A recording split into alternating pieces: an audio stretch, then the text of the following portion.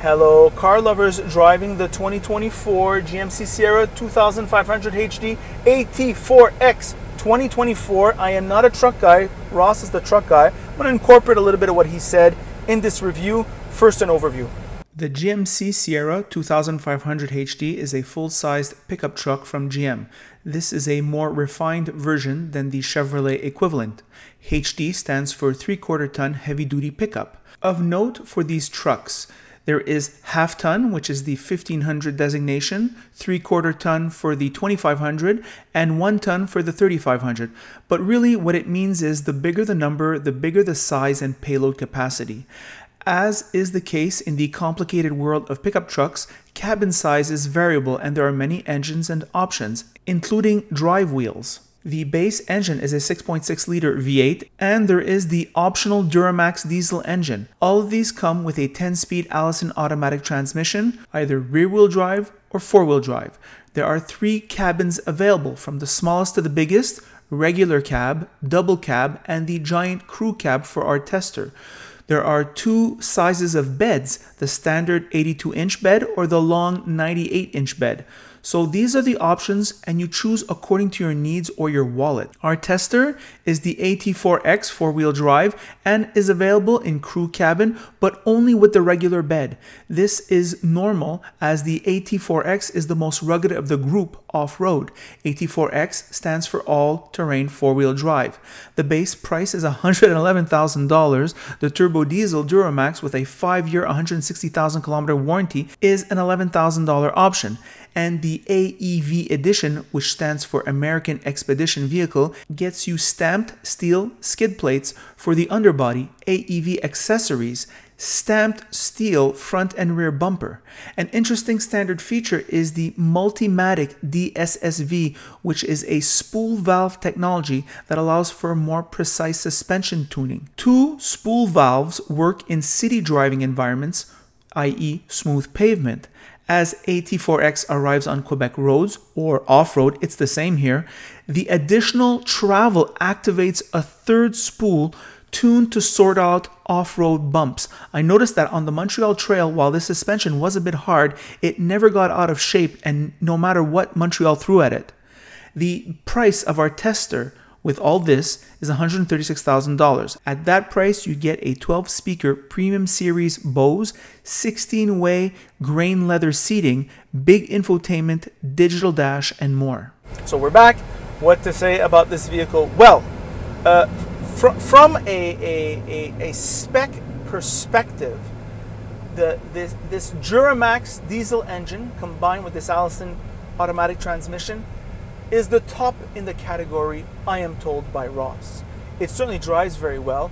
It can drag up to 22,500 pounds. All right, imagine that's what it can pull, and that's not the best in the category, which is bonkers for my little urban brain.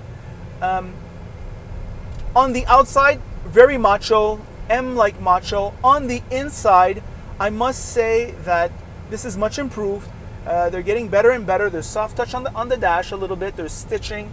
There's just a nicer layout. I mean, the least attractive interiors have always been from GM of the big 3, and this vehicle certainly much better looking. Bose sound system, heads-up display, a wonderful infotainment system. Today there's sunlight galore, and the contrast ratio, the sharpness, very easy to use. Nice height too, I'd say. I've owned a Tesla now for about 1 year, and that has the worst infotainment in the industry. So every time I get into a vehicle every week, the infotainment is so much better. I'm relieved. This one is really good. The digital dash, very nice, very clear display. The information you need is there.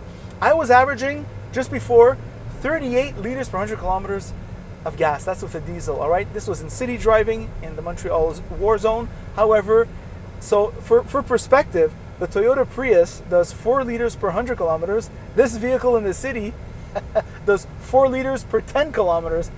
I love that. Ross was saying that it would make some, we call those in Quebec the eco-anxious wince. Well, yeah, they would wince, but then again, these are work vehicles, so like they don't know what they're talking about, and they just simply don't understand what the purpose is of these vehicles.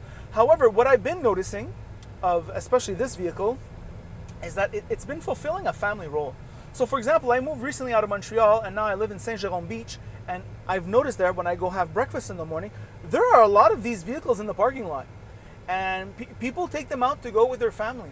And I think that's, first of all, it avoids buying two vehicles, so that's nice. And number two, it says a lot about just the space management, the basic luxury. 20 years ago, these vehicles were workhorses, they were shit boxes, they were made out of plastic. You know what I mean? It was just, you use these to go to work and that's it. Now these things are used by, in a family context. So really good dual usage on that point. The seats are comfortable, the leather is comfortable, there's plenty of room here. Listen, there's about maybe 8 inches elbow room, and Ross and I have like the mansplaining position big time with our arms and our legs. I mean, we're just not going to bump into each other during this ride, there's just no question. And so that room, that space is nice. I was driving next to like a big Ford Explorer. He looked like a pygmy compared to me in this vehicle. I mean, I can't get over how high off I am off the ground. Plenty of space in back, really wonderful for that. Good visibility there, good visibility there. This is a good size window. Not quite as good as the F-150, but very good nonetheless. Same thing rear, and that's about it. However, when I'm looking over that hood, I mean, I'm always afraid I'm going to kill someone. Seriously. Like, you know, I'm one of those people, when I was in the city, I used to walk and be like super cycling. I'm going to kill someone with this vehicle. I'm telling you, it's coming. So that hood is just way too high. I'm not going to really kill someone. What I mean to say by that, obviously, is that when you're driving, you need to be extra careful. You need to be watching everywhere, especially when you're in front of you. As people are crossing streets and everything, you have to watch. You're always like this. And it's something to think about when you buy these big vehicles that people don't necessarily think about. They usually go from a smaller truck to this one, and especially if you're anywhere in the city, you're going to be watching all over the place. Apart from that, we do have a small sunroof. We have, I would say, a very solid feeling vehicle.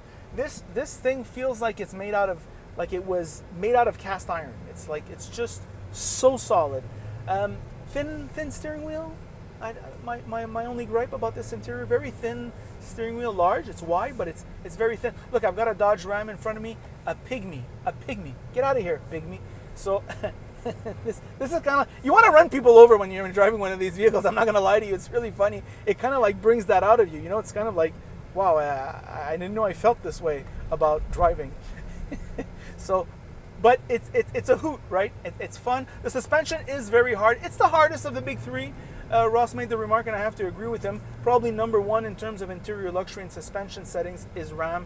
Then after that, you have F-250, which slots itself in the middle. And then you have the GMC and Chevrolet product, which is on the firmer side. So there's that to think about. I mean, you've got to drag things. When you're putting things in the box, that suspension has to be firm.